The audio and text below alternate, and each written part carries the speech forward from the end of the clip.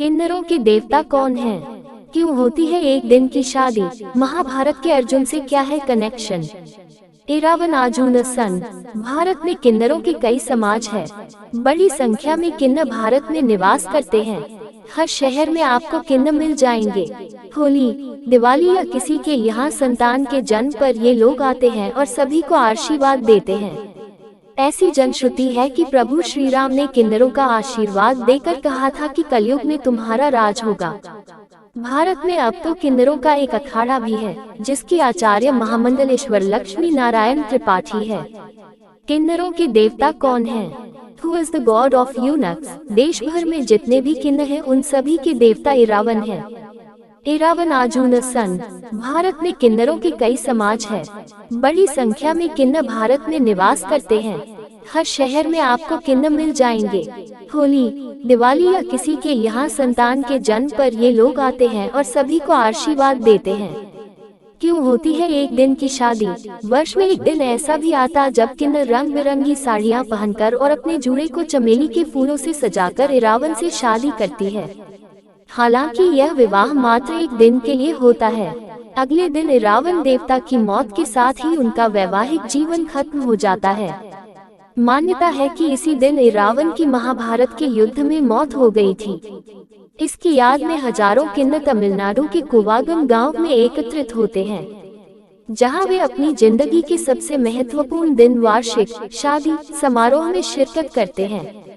पौराणिक मान्यता अनुसार भगवान कृष्ण ने औरत का रूप धारण कर नागराज कुमार इरावन से शादी की थी। विल्लुपुरम जिले के इस गांव में इरावन की पूजा कूठानद्वार के रूप में होती है। हजारों किन्नर इरावन की दुल्हन के रूप में शादी समारोह में शिरकत करती हैं और मंदिर के पुजारी ने उनकी गर्दन में कलावा बांधवाती हैं। महाभारत के अर्जुन से क्या है कनेक्शन? मान्यता अनुसार महाभारत युद्ध में एक समय ऐसा आता है जब पांडवों को अपनी जीत के लिए मां काली के चरणों में स्वैच्छिक रूप से किसी पुरुष की बलि हेतु एक राजकुमार की जरूरत पड़ती है। जब कोई भी राजकुमार आगे नहीं आता है तो इरावन खुद को इसके लिए प्रस्तुत कर देता है, लेकिन वह इसके साथ ही एक शर्त भी रख देता है कि वह विवाहित नहीं मरेगा। इस शर्त के कारण ये संकट उत्पन्न हो जाता है कि यदि किसी राजा की बेटी या सामान्य स्त्री से उसका विवाह किया जाता है कि वह तुरंत ही विधवा हो जाएगा। ऐसे में कोई भी पिता इरावन से अपनी बेटी के विवाह के लिए तैयार नहीं होता है। तब भगवान कृष्ण स्वयं मोहिनी रूप में इरावन से विवाह करते हैं। इसके बाद इरावन अपने हाथों से अपना शीश मां काली के चरणों में अर्पित कर देता है। इरावन की मृत्यु के पश्चात कृष्ण उसी मोहिनी रूप में काफी देर तक उसकी मृत्यु का विलाप भी करते हैं।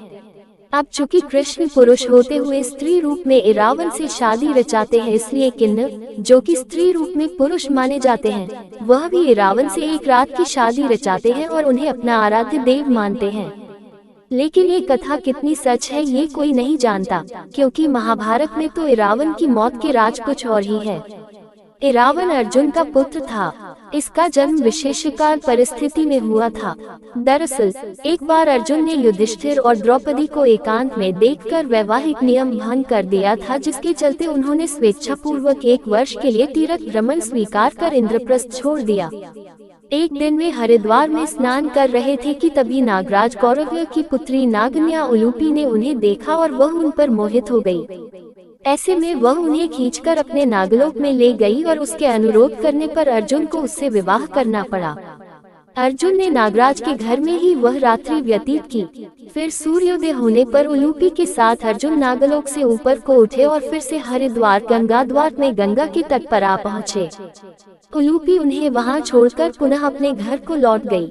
जाते समय उसने अर्जुन को यह वर दिया कि आप जल में सर्वत्र जय होंगे और सभी जलचर आपके वश में रहेंगे। अर्जुन और नागन्या उलूपी के मिलन से अर्जुन को एक वीरवार पुत्र मिला, जिसका नाम इरावान रखा गया।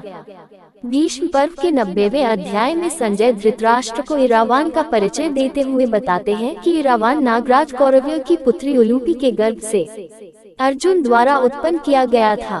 नागराज की वह पुत्री उलूपी संतानहीन थी। उसके मनोनीत पति को गरुड़ ने मार डाला था, जिससे वह अत्यंत दीन एवं दयनीय हो रही थी। ऐरावत वंशी कौरव्य नाग ने उसे अर्जुन को अर्पित किया और अर्जुन ने उस नागन्या को भार्या रूप में ग्रहण किया था। इस प्रकार अर्जुन पुत्र उत्पन्न हुआ था। ऐरावान सदा मातृकुल में रहा। वह नागलोक में ही माता उलूपी द्वारा पाल पोस कर बड़ा किया गया और सब प्रकार से वही उसकी रक्षा की गई थी। ऐरावान भी अपने पिता अर्जुन की भांति रूपवान, बलवान, गुणवान और सत्य पराक्रमी था। वीडियो को अंत तक देखने के लिए धन्यवाद। कृपया हमारे चैनल को सब्सक्राइब करना ना भूलें। साथ ही अपने अमूल्य कमेंट भी करें ताकि हम इसी तरह सनातन संस्कृति का प्रसार करते रहें।